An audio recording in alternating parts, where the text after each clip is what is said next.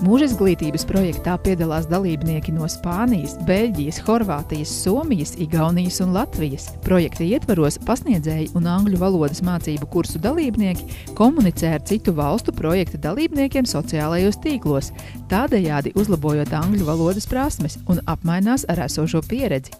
Projekta ietvaros pasniedzēji un viņu studenti dodas mācību braucienos uz partnervalstīm.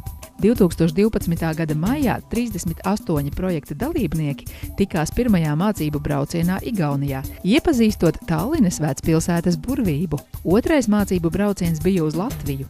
Alius Lingo ar lielāko prieku uzņēma savā skolā un izrādīja Rīgas un Jūrmalas skaistākās vietas. Projekta dalībnieki ir tikušies Somijā, Huitinen, kur iepazinās ar Somijas izglītības sistēmu, apskatīja tuvējo pilsētu Raumu, izbaudīja svaigo gaisu purvā, pēc kā sekoja pirts baudīšana un pelde augstajā ezerā. Pavisam nesen Alius Lingo komanda atgriezās no Horvātijas, kur tika ļoti viesmīlīgi uzņemti pieaugušo izglītības centrā Dante. Projekta dalībniekiem priekšā tikšanās ar draugiem Beļģijā un Spānijā.